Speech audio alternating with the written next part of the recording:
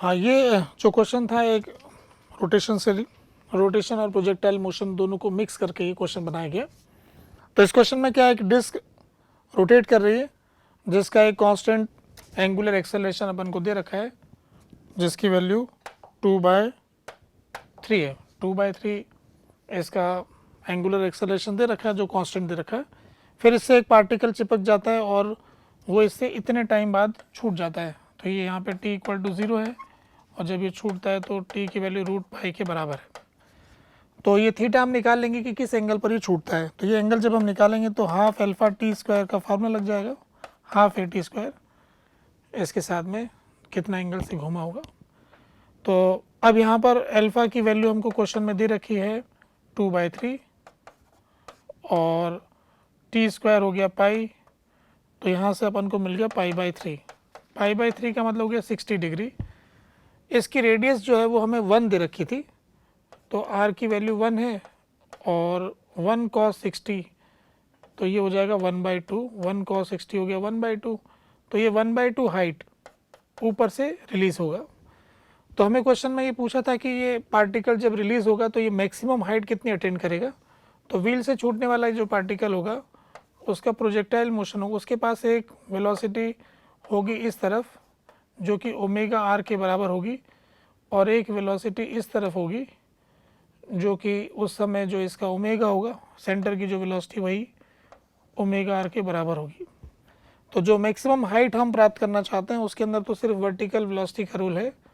तो vertical velocity अगर हम निकालना चाहते हैं तो ये वाला एंगल हमको दे रखा है 60 डिग्री, तो ये हो गया 60 डिग्री, ये हो गया 30 डिग्री, तो ये हो गया 60 डिग्री। तो इसके बाद इसका जो मैक्सिमम हाइट आएगा, तो अपन मैक्सिमम हाइट का फार्मूला जानते हैं इस जगह से प्रोजेक्टाइल मोशन के थ्रू। तो omega square r square vertical component upon 2g, ये मैक्सिमम हाइट का फार्मूला है। तो ओमेगा की वैल्यू निकालना चाहेंगे तो अल्फ़ा इंटू टी आ जाएगी, ओमेगा बराबर अल्फ़ा इंटू टी। अल्फ़ा की वैल्यू 2/3 है, टी की वैल्यू √π है, तो वो हम यहाँ पर सब्स्टिट्यूट कर देंगे। तो जो हम सब्स्टिट्यूट करेंगे तो ये हो जाएगा 4/9 इंटू पाई, आर की वैल्यू 1 दे रखी है, साइन 60 जो हो जाएगा वो 3/4 हो जाएगा डिवाइडेड बाय 20। तो यहाँ से कुछ चीज़ें कैंसिल हो रही है, 4 से 4 कैंसिल हो गया और 3 से 9 को काट देंगे, 3 आ जाएगा, तो π/60। तो π/60 बाद की हाइट हो गई, 1/2 पहले से हाइट हो गई। तो ज़मीन से 1/2 हाइट पहले से थी और इसके ऊपर जो इसकी हाइट जा रही है वो आ रही है π/60। तो टोटल इसका आंसर हो गया हाइट का 1/2 प्लस π/60। अब इसको कंपेयर कर देंगे 1/2 प्लस x/10, 1/2 प्लस x/10, तो यहाँ से x की वैल्यू आ जाएगी हमारे पास π/6। तो जब x की वैल्यू π/6 आ जाएगी तो x को अपन पुट कर देंगे 3.14, मतलब पाई की वैल्यू 3.14 डिवाइडेड बाय 6, तो ये आ जाएगा 0.56212। तो 2 डेसिमल तक वैल्यू बतानी तो 0.52 इसका आंसर हो जाएगा। ठीक है। सेकंड क्वेश्चन जो था वो स्क्रू गॉज से रिलेटेड था, जिसके अंदर की एक जानकारी हमको दे रखी है कि मेन स्केल जो डिवीज़न है उसकी वैल्यू 0.5 मिलीमीटर है। मेन स्केल डिवीज़न जो है वो 0.5 मिलीमीटर हमको दे रखा है। और क्वेश्चन में एक जानकारी दे रखी है कि जो 100 सर्कुलर डिवीज़न दे रखे हैं और pitch is equal to 2 main scale division. उस क्वेश्चन में ऐसा दे रखा था कि वो अगर 2 राउंड कंप्लीट करता है तो 2 मेन स्केल डिवीज़न तक जाता है, यानी एक राउंड कंप्लीट करने पर 2 main scale division, 1 round complete करने से 2 मेन स्केल डिवीज़न को क्रॉस कर जाता है, यानी इसकी पिच की बात होगी तो इसका पिच हो जाएगा 1 मिलीमीटर। तो कहने का मतलब ये हो गया कि एक राउंड कंप्लीट करता है तो वो 1 मिलीमीटर आगे खिसक जाता है।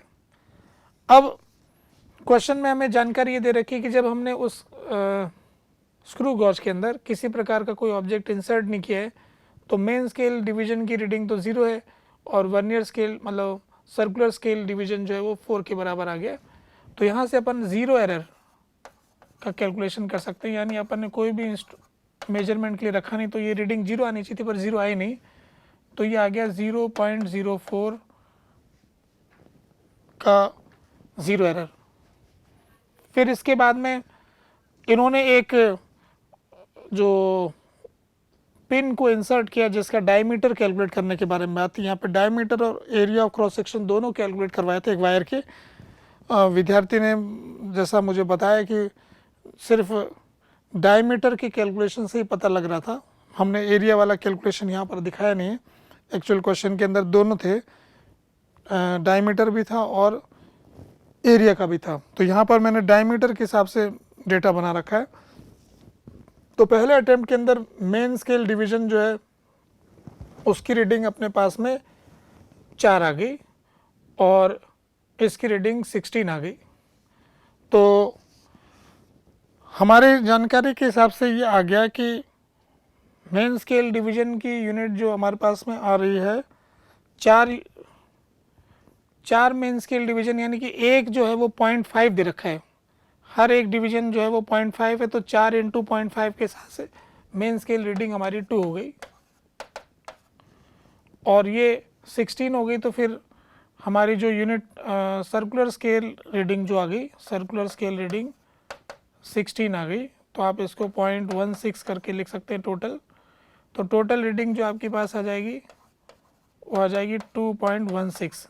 इसमें से एरर आप सब्ट्रैक्ट कर देंगे 0.04, तो इसकी ट्रू रीडिंग जो आ जाएगी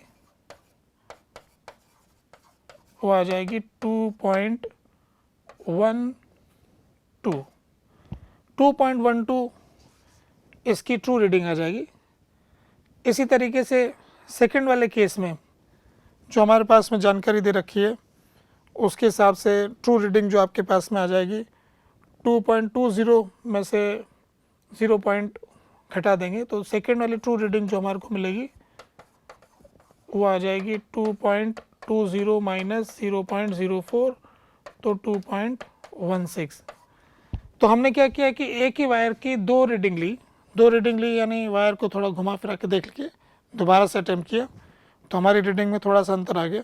तो दो रीडिंग आ गई 2.12 और 2.16। तो ऐसे जब हम मल्टीपल रीडिंग लेते हैं तो जो ट्रू वैल्यू होती है वो हम मानते हैं उसकी एवरेज वैल्यू को।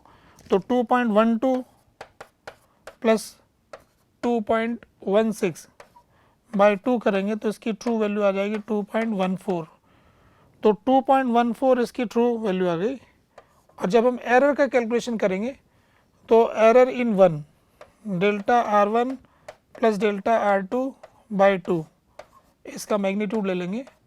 तो जो ट्रू वैल्यू है वो 2.14 है, हमारी एक रीडिंग है 2.12, तो 2.14 माइनस 2.12 आ जाएगा 0.02। इसी तरह से 2.16 माइनस 2.14 निकालेंगे तो ये आ जाएगा 0.02 डिवाइडेड बाई 2, तो इसकी वैल्यू आ जाएगी 0.02। तो इस तरह से जो हम अपना आंसर एक्सप्रेस करेंगे कि ट्रू वैल्यू तो आ गई 2.14, फिर प्लस माइनस 0.02, इसके अंदर एरर हम मान लेंगे। इस हिसाब से जो डायमीटर की वैल्यू है वो इस वाले एक्सप्रेशन से आ रही है। इसी के साथ में एक एरिया वाला भी था हिस्सा, वो हमने इस डायमीटर के अंदर एक ही ऑप्शन ऐसा मैच करा था, तो हमें एरिया निकालने की ज़रूरत नहीं पड़ी, ऐसा कोई कॉम्पिटिटिव ऑप्शन था नहीं। तो यहाँ पर हमने क्या किया कि दो रीडिंग हमने पता कर ली, पहले जो रीडिंग आ रही है उसके हिसाब से, क्योंकि मेन स्केल डिवीजन में एक डिवीजन की यूनिट 0.5 है, तो 4 × 0.5 से 2 इसका रीडिंग हो गई, और इस तरह से सर्कुलर स्केल का 0.16 हो गया। तो इस हिसाब से टोटल मिला के 2.16 एक रीडिंग हो गई, 2.1 जिसको हमने एरर को इसमें से सब्ट्रैक्ट कर लिया 0 एरर, तो इससे 2.12 आ गया। और इसी तरह से सेकेंड वाली रीडिंग में एरर सब्ट्रैक्ट करने के बाद 2.16 आ गया। दो रीडिंग थी, उसका एवरेज वैल्यू जो है वो हम ट्रू वैल्यू मान लेंगे, और हर रीडिंग में एरर 0.02 का आ रहा है, तो उस एरर का एवरेज जो है 0.02, इसलिए वो इस तरह का एक्सप्रेशन बन गया। ए हमारा आंसर हो गया। ठीक है, तो ये क्वेश्चन जो है व्हीटस्टोन ब्रिज पर बेस्ड है और इस तरह का क्वेश्चन अपन पोटेंशियोमीटर में भी करते हैं। तो क्वेश्चन में ऐसा दे रखा है कि ये दो रेजिस्टेंस दे रखे हैं R1 और R2 और R1 की वैल्यू x ओम है, R2 की वैल्यू 1 ओम है और ये एक इस तरह का थोड़ा सा increasing linearly increasing cross section वाला वायर हमको दे रखा है जिसकी एक तरफ की रेडियस 0.2 मिलीमीटर है, यहाँ की रेडियस है 0.2 मिलीमीटर और यहाँ की रेडियस इसकी आ गई 1 मिलीमीटर।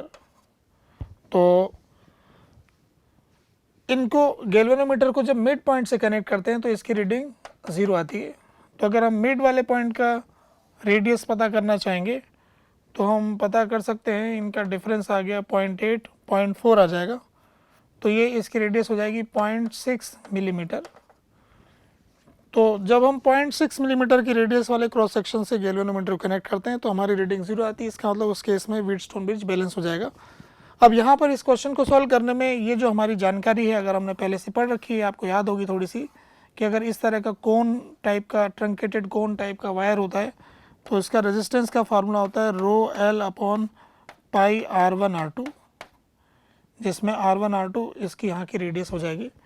तो अब अपन यहाँ पर ये बैलेंस्ड व्हीटस्टोन ब्रिज है तो this divided by this resistance, this divided by this, तो मैं ऐसा एक्सप्रेशन लिखूंगा R1 divided by rho L, दोनों मिड पॉइंट इसलिए इस लेंथ को L मान लेता हूँ, L अपॉन पाई, अब इधर की रेडियस है 0.2 और बीच वाली रेडियस हो गई 0.6, तो ये यहाँ पर आ गई इस तरह से, इक्वल टू मैं लिखूंगा R2 की वैल्यू क्वेश्चन में हमको दे रखी है 1, तो R2 की वैल्यू 1 ही रख देते हैं हम, R1 की वैल्यू तो x दे रखी है तो इसको 1 रख लेते हैं।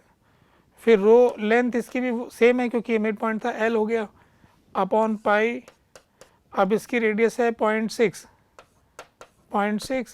और आगे की रेडियस है 1, तो इस एक्सप्रेशन से देखेंगे तो रो L अपॉन पाई 0.6 ये वाली टर्म सारी कट जाएगी और 0.2 वाली टर्म ऊपर चली जाएगी, तो 0.2 R1 इज इक्वल टू इधर वाली साइड में 1 आ जाएगा, तो R1 की वैल्यू आ जाएगी 10/2 यानी कि 5, तो यानी 5 ओम इसका आंसर हो जाएगा। तो इसलिए हमारा आंसर हो गया 5। ठीक है,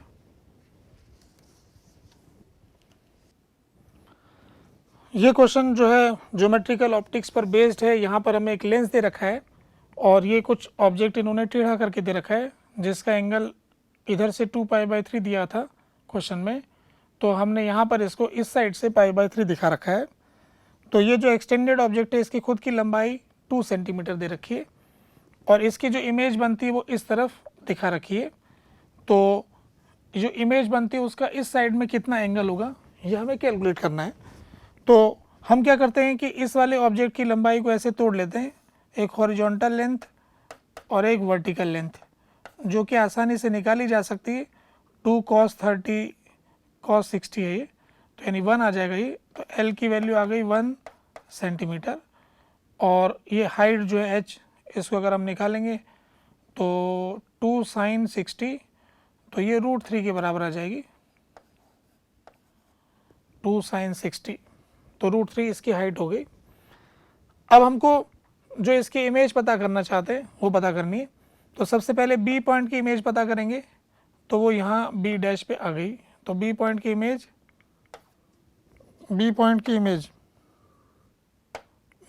इमेज B डैश के ऊपर आ गई और इस जगह पर जो पॉइंट आ रहा है उसकी इमेज यहाँ पर आ जाएगी और उसे एक एक्सटेंडेड ऑब्जेक्ट मान लेंगे, तो ये इस तरफ और ये इस तरफ ऐसा आ गया। तो कहने का मतलब है कि इसको मैं एक नाम देता हूँ C, तो इसकी इमेज बन जाएगी C इधर, C डैश, तो CA और C डैश A डैश यहाँ पर ही हमको मिल गया।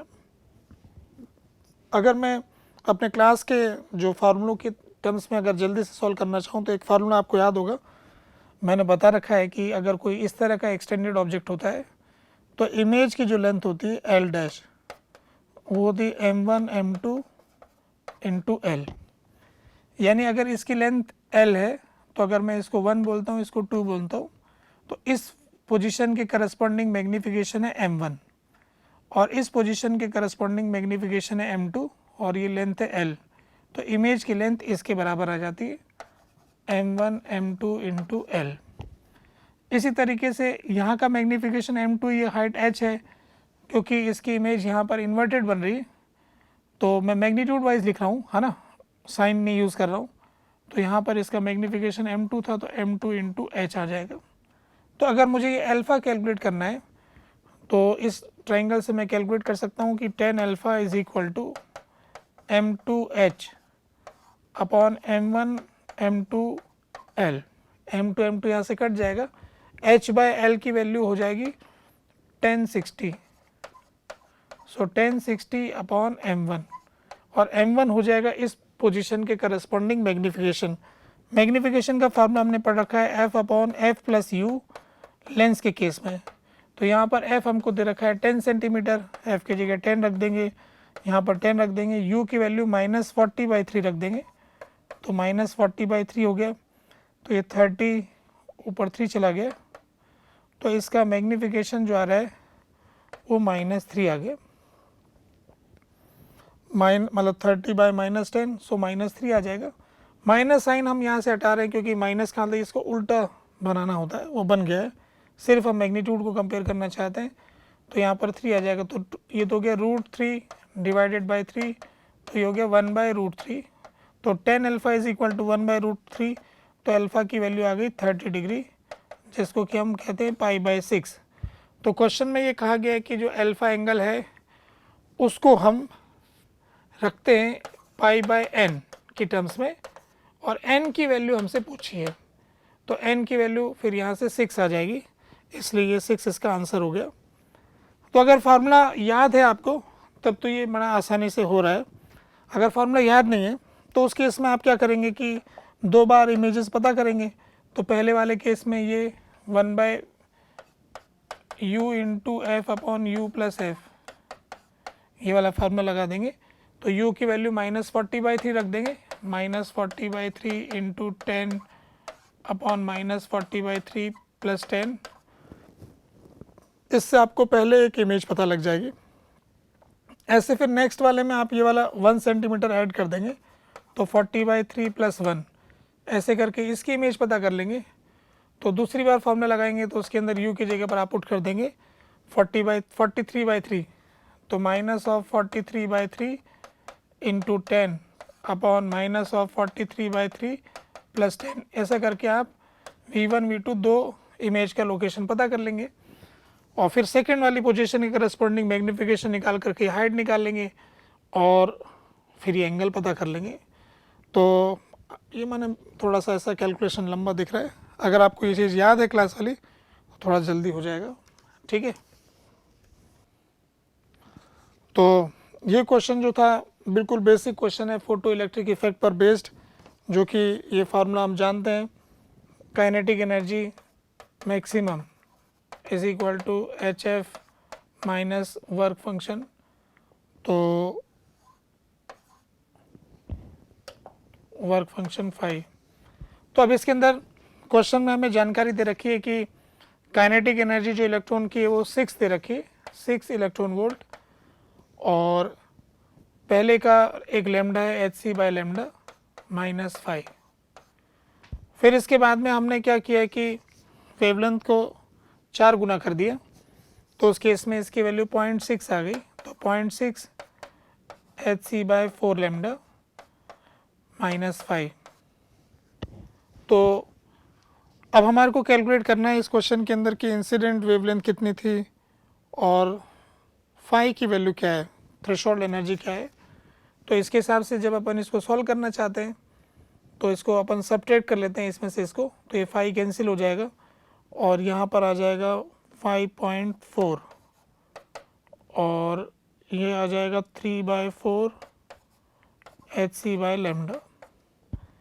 तो लैम्डा का कैलकुलेशन करना चाहते हैं तो लैम्डा इज इक्वल टू 3/4 और hc की value 12400 electron volt angstrom upon 5.4 electron volt.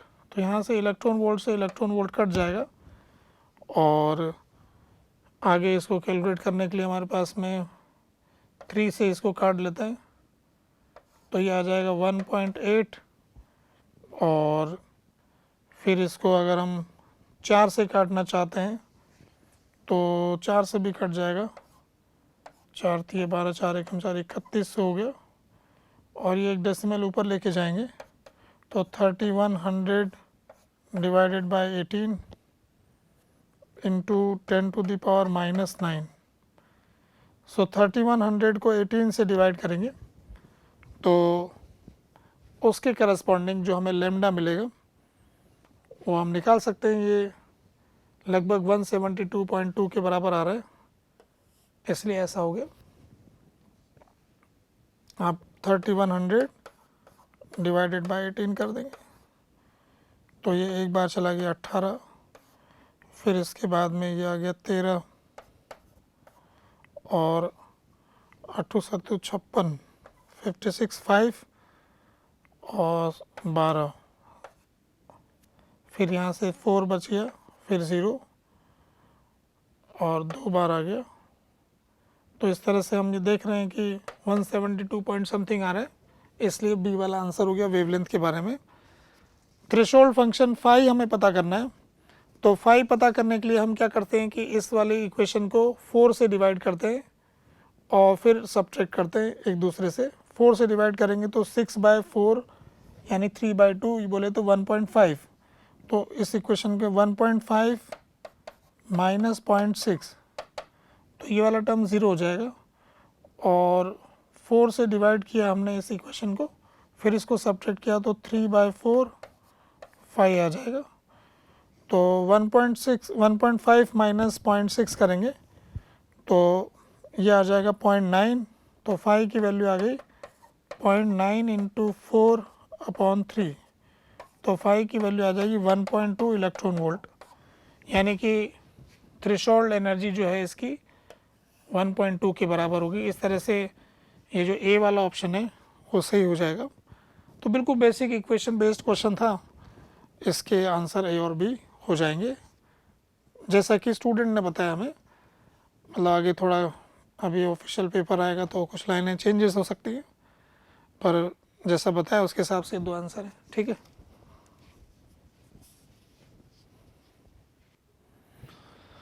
तो ये जो क्वेश्चन है ये हम देख सकते हैं कि रिफ्रैक्शन पर बेस्ड क्वेश्चन है। थोड़ा सा लेंथ में बड़ा दिख रहा है, इससे थोड़ा डरावना लगता है पेपर के अंदर।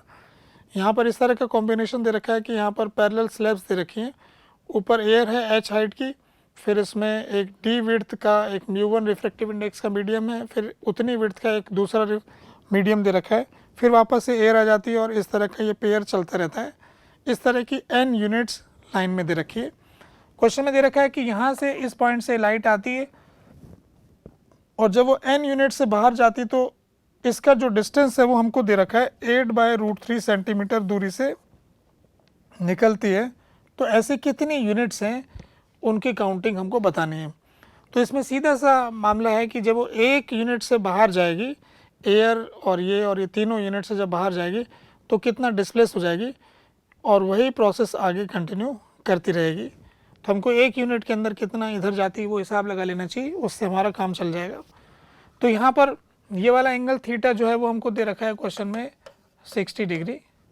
तो सबसे पहले तो अपन यहाँ पर स्नेल्स लॉ लगाना चाहेंगे क्वेश्चन में कि स्नेल्स लॉ के हिसाब से कितना वैल्यू आ रहा है इन दोनों से निकलते वक्त। यहाँ की R1 अपन मान लेते हैं और यहाँ का एंगल R2 मान लेते हैं। तो स्नेल्स लॉ की अपन इक्वेशन लगाते हैं, तो इक्वेशन यहाँ पर आ जाएगा 1 sin 60 इज इक्वल टू μ1, जो फर्स्ट मीडियम है इसका रिफ्रैक्टिव इंडेक्स √3/2 दिया हुआ है, √3/2 sin R1, और जो दूसरा वाला मीडियम है उसका रिफ्रैक्टिव इंडेक्स हमको √3 दे रखा है, तो √3 sin R2। जब हम इसको सॉल्व करेंगे तो R1 की वैल्यू हमको मिल जाती है 45 डिग्री और R2 की वैल्यू हमको मिल जाती है 30 डिग्री। तो 45 और 30 डिग्री ये दोनों एंगल हमको मिल चुके हैं। अब ये वाला एंगल थीटा हो गया, ये हाइट हमको h दे रखा है, तो ये वाली लेंथ आ जाएगी h tan थीटा। तो जो टोटल एक से जो गुजरने वाली लेंथ है टोटल, ये वाला लेंथ निकालेंगे, ये वाला लेंथ निकालेंगे और ये वाला लेंथ निकालेंगे। तो इससे हमें ये पता लग जाएगा कि एक स्लैब इन 3 के ग्रुप से निकलने से लाइट इतना राइट साइड में डिस्प्लेस कर जाती है। तो एक से कितना डिस्प्लेस कर जाती है उसको अगर हम लिखना चाहेंगे तो आएगा H tan theta, tan theta यहाँ पे 1060 है, और दूसरा हो जाएगा D 1045 और तीसरा हो जाएगा D 1030।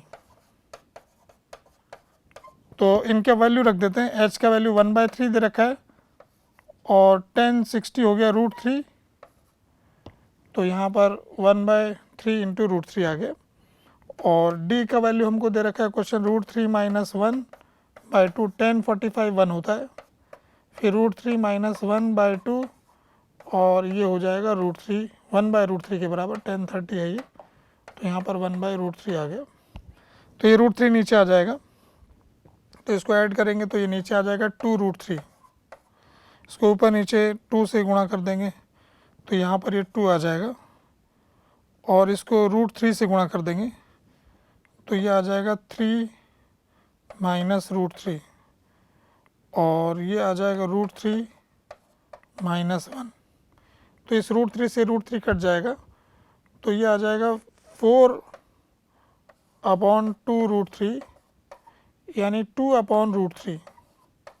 तो हमको ये पता लग गया है कि किसी एक स्लैब इस सिस्टम से एयर फर्स्ट और सेकंड इन तीनों को मिलाकर के ये राइट साइड में शिफ्ट हो जाता है 2/√3 से। ऐसे ये आगे से जाता जाएगा, तो ऐसे n यूनिट से निकलेगा तो n इंटू 2/√3। क्वेश्चन में दे रखा है कि टोटल शिफ्ट जो हो रखा है वो 8/√3 के बराबर है, तो इसको 8/√3 के बराबर करेंगे तो यहाँ से n की वैल्यू 4 आ जाएगी। तो इस तरह से n = 4 अपना इसमें आंसर हो गया। ठीक है,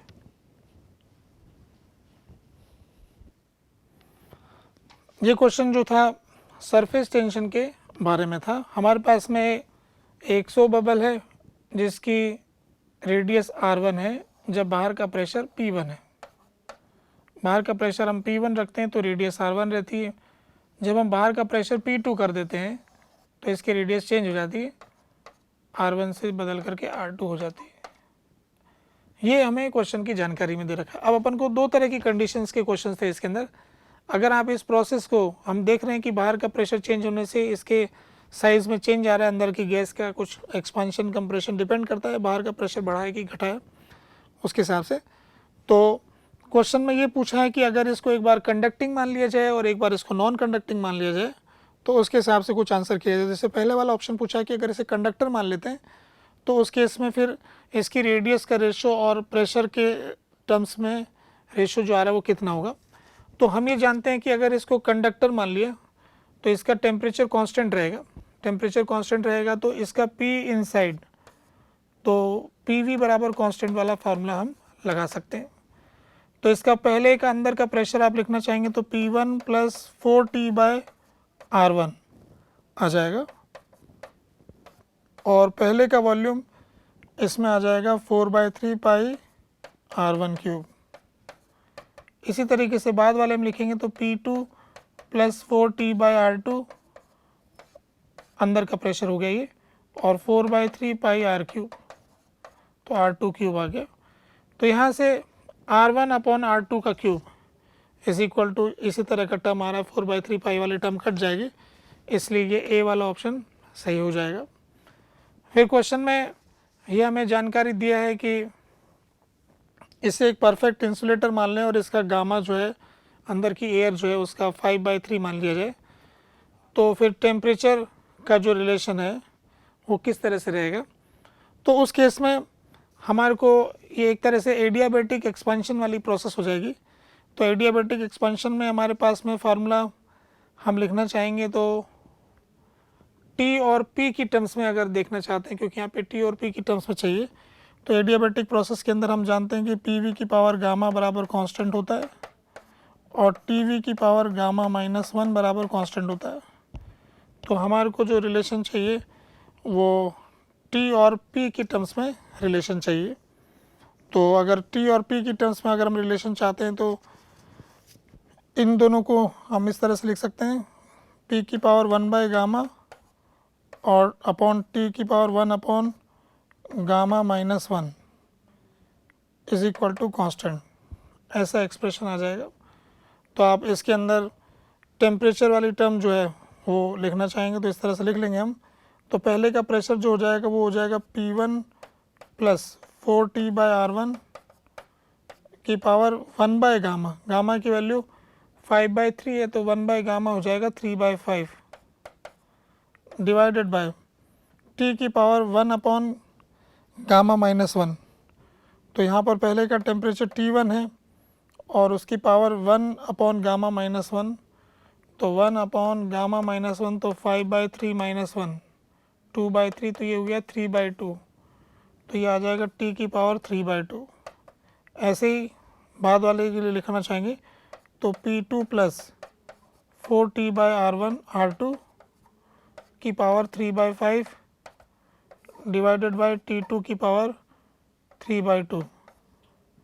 तो यहाँ से एक्सप्रेशन अगर हम टी की टर्म्स में लिखना चाहते हैं तो यहाँ से अपने को T2/T1 की पावर लिखना चाहेंगे तो T2/T1 को मैं लिख सकता हूँ इधर T2/T1 की पावर 3/2 इज इक्वल टू, इसको इस तरफ लेके जाएंगे तो हमारे पास में आ जाएगा P2 plus 4T/R2 upon P1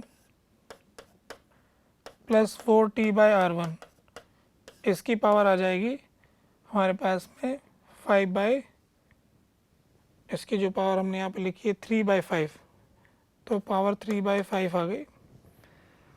तो अगर हम इसकी पावर को 5 3 इन दोनों में 3 3 आ रहा है तो 3 3 कट जाएगा दोनों तरफ से, और 5 को इस तरफ लेके आ सकते हैं तो T2/T1 की power 5/2 is equal to this. तो ये वाला एक्सप्रेशन इससे मैच खा जाएगा, इसलिए ये सेकेंड वाला ऑप्शन सही हो जाएगा।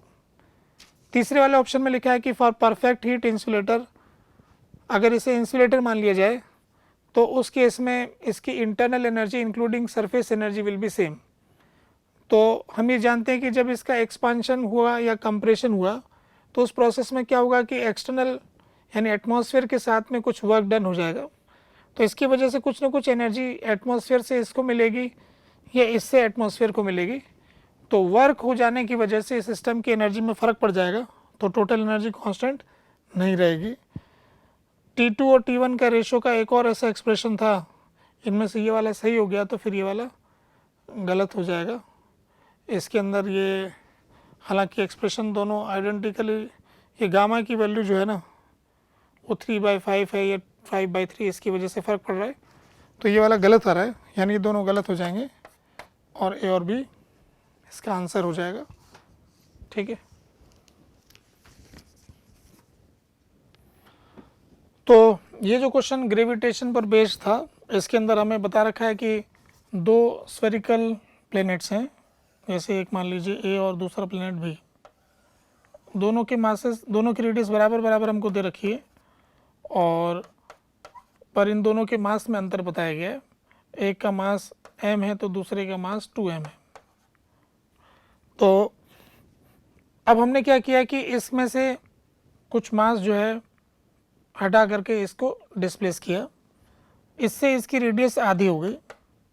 तो इसकी रेडियस आधी हो गई, रेडियस के आधे होने से हम ये जानते हैं कि वॉल्यूम इसका 1/8 हो गया, तो इसका मास m/8 हो गया। अच्छा, जो मास इससे हटाया गया वो मास इसको ट्रांसफ़र कर दिया गया, जिसका मास 2m था उसके ऊपर जमा कर दिया गया। जब उसके ऊपर जमा करेंगे तो इसकी रेडियस थोड़ी बड़ी हो जाएगी और इसका मास भी बढ़ जाएगा, तो m/8 इसका मास रह गया, तो 7m/8 जो है वो मास इसमें ट्रांसफ़र हुआ होगा, 7m/8। तो जो नया मास आ गया होगा वो टोटल 2m प्लस 7m/8 हो गया होगा, तो ये हो जाएगा 23m/8, इसका m/8 हो गया। अच्छा, इसके अलावा एक और बात आ गई कि इस मास को अटैच करने से, इसको चारों तरफ इसको मिलाया था तो इसकी रेडियस भी बढ़ गई होगी। तो जो इसकी नई वाली रेडियस होगी, तो पहले तो इसकी r ही रेडियस थी, अब जो बाहर की रेडियस है उसको अपन मान लेते हैं कि वो रेडियस R1 हो जाएगी, या R2 मान लेते हैं, R2 हो जाएगी। तो कितनी नई रेडियस होगी अगर वो हम निकालना चाहते हैं, तो जो वॉल्यूम यहाँ से लेके आए थे वो पूरा का पूरा वॉल्यूम यहाँ पर हम जमाएंगे। हम ये मानेंगे कि उसकी डेंसिटी वही रहेगी जो पहले वाले की थी। तो हम डेंसिटी सेम रखेंगे तो सेम वॉल्यूम यहाँ पर आ जाएगा। इसमें से हमने कितना वॉल्यूम बाहर कर लिया, तो वो अगर हम निकालना चाहते तो 4/3 पाई R cube minus R/2 cube, इतना वॉल्यूम इसमें से रिमूव कर लिया गया और वो वॉल्यूम इसमें आ गया। जब इसमें वो वॉल्यूम आ गया तो वो 4/3 पाई R2 क्यूब माइनस पहले का R क्यूब, इस तरह से आ जाएगा। तो यहाँ से अपन इसकी R2 रेडियस मालूम करना चाहते हैं, तो जो R2 रेडियस अगर हम मालूम करना चाहते हैं तो ये 4/3 पाई यहाँ से कट जाएगा और ये यहाँ से R क्यूब वाला टर्म इधर आ जाएगा। तो ये आ जाएगा 2R cube minus R cube by 8 is equal to R2 cube. तो 16 minus 1 15 R cube by 8 R2 cube equal to R2 cube. तो यहाँ से R2 की वैल्यू आ रही है 15 की पावर 1/3 R/2, ऐसा हम लिख सकते हैं। तो हमें ये पता लग गया कि जो बाद वाला प्लेनेट है उसका मास 23 m/8 हो गया और उसकी रेडियस 15 की पावर 1/3 R/2 हो गया। क्वेश्चन में ये पूछा है कि अब इससे किसी भी मास को एस्केप करना चाहेंगे और इससे एस्केप करना, तो एस्केप वेलोसिटी का रेशो पूछा है। हम जानते हैं कि एस्केप वेलोसिटी का जो फार्मूला होता है √2gm/r होता है, यानी कि एस्केप वेलोसिटी जो होती है वो प्रोपोर्शनल टू √m/r के आ जाती है। अगर हमें एस्केप वेलोसिटी का रेशो निकालना है तो m/r का रेशो हमें निकालना पड़ेगा। तो पहले की एस्केप वेलोसिटी अपॉन दूसरे की एस्केप वेलोसिटी, इसका रेशो चाहिए। तो पहले का मास m/8 डिवाइडेड बाय पहले की रेडियस R/2 डिवाइडेड बाय, हम दूसरे वाले के लिए कैलकुलेट करेंगे तो दूसरे वाले का मास 23 m/8 और दूसरे की रेडियस आ जाएगी 15 की पावर 1/3 इंटू R/2, ऐसा आ गया। तो यहाँ से हम देख रहे हैं कि R/2 से R/2 कट जाएगा और m/8 से m/8 कट जाएगा और एक्सप्रेशन में जो हमारे पास में आ जाएगा वो आ जाएगा 20x, माने कि यहाँ से आ जाएगा एक्सप्रेशन v1 अपॉन v2 अगर कैलकुलेट करेंगे तो ये आएगा 23/15 की पावर 1/3 डिवाइडेड बाय 23 हो जाएगा। 15 की पावर 1/3 डिवाइडेड बाय 23। यहाँ पर v2/v1 b/a पूछा है तो इसका उल्टा आ जाएगा। इसे कंपेयर करेंगे तो x की वैल्यू 23 के बराबर आ जाएगी। तो यहाँ से x इज इक्वल टू 23, 23 इसका आंसर हो गया। ठीक है, ये जो क्वेश्चन है ये एक सिंपल प्रोजेक्टाइल मोशन का सवाल है। तो इसमें थोड़ा सा चेंज किया है। प्रोजेक्टाइल मोशन के अंदर हम किसी भी प्रोजेक्टाइल को फेंकते हैं u स्पीड से थीटा एंगल पर, तो इसका एक रेंज आता है। तो उस रेंज का वैल्यू अगर हमें देना है तो उसको हमने r मान लिया। पहले क्वेश्चन में दे रखा था इस तरह से कि u स्पीड से थीटा एंगल पर r डिस्टेंस पर जाके गिरता है जिस समय ग्रेविटी g थी। अब इन्होंने ये बताया कि ऐसा कुछ हुआ कि आपने u से फेंका, थीटा एंगल पर फेंका, पर जब वो मैक्सिमम हाइट पर पहुंचा उसके बाद जो था, इससे पहले तो ग्रेविटी g लग रही थी, उसके बाद g की वैल्यू चेंज हो गई नीचे आने में। तो g की वैल्यू जो है वो g/0.81 हो गई, इस तरह से हमें बताया गया। तो हमसे ये पूछा कि जो बाद वाली रेंज होगी उसको हम अगर आर डैश बोल दें तो उसको पहले वाली रेंज की टर्म्स में लिखेंगे तो क्या होगी। तो पहले वाली रेंज को तो आप डायरेक्टली लिख सकते हो फार्मूले से 2u² sin theta cos theta upon g, ये तो हो गया पहले की रेंज। अब बाद वाली रेंज में से ये r/2 वाली टर्म तो सेम ही होगी, बस आगे वाली टर्म की बात आ रही है। तो हॉरिजॉन्टल कंपोनेंट में कोई फ़र्क नहीं पड़ेगा, जब ये हाईएस्ट पॉइंट पर होगा तो इसका हॉरिजॉन्टल कंपोनेंट तो u cos थीटा ही रहेगा। तो r डैश को आप लिख सकते हो r/2, तो पहले से ही आधे तक का तो वही हिसाब बनेगा प्लस। अब इसके आगे का जो हिसाब लगाना चाहते हैं तो उसमें अपन ऐसा कैलकुलेट कर सकते हैं कि इसकी हॉरिजॉन्टल वेलोसिटी तो है u cos थीटा, और इसको वर्टिकली डिस्प्लेस करना है, उसमें कितना डिस्प्लेस करना है वो हाइट हम जानते हैं, तो h बराबर हाफ GT² वाले फार्मूले से, तो यहाँ पे g upon 0.81 into T square से हमको यहाँ से नीचे उतरने का टाइम मिल जाएगा। तो t is equal to 2h into 0.81 by g, ये आ गया इंटू u cos थीटा। तो यहाँ पर हाइट की वैल्यू हमें सब्सटीट्यूट कर टाइम की जगह पुट करना है अपन को, तो टाइम की वैल्यू यहाँ से पुट कर देंगे √2h बाई जी इंटू 0.81।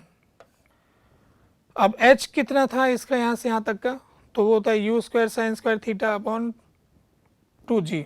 तो यहाँ पुट कर देता हूँ मैं r/2 plus u cos theta √ के अंदर 2/g u² sin² theta upon 2g, ये मैक्सिमम हाइट थी, इंटू 0.81, ऐसा आ गया एक्सप्रेशन। तो यहाँ से 2 से 2 कट जाएगा, एक u बाहर आ जाएगा, एक g बाहर आ जाएगा, एक साइन थीटा बाहर आ जाएगा, तो ये आ गया r/2 plus u² sine theta cos theta upon g, और ये 0.81 का अगर हम हिसाब लगाएंगे तो 0.9 आ जाएगा, 0.9 के बराबर। और इसको हम लिख सकते हैं ऊपर नीचे 2 से मल्टीप्लाई कर दें तो ये रेंज का आधा हो जाएगा r/2, तो ये r/2 कॉमन ले लेंगे तो ये आ जाएगा 1.9। तो r डैश की वैल्यू जो है वो हम लिख सकते हैं r इंटू 1.9 बाई 2, तो 1.9 को 2 से डिवाइड करेंगे तो 0.95 आ जाएगा। तो r dash is equal to 0.95 times of r, तो इसलिए इसका आंसर हो जाएगा 0.95। ठीक है।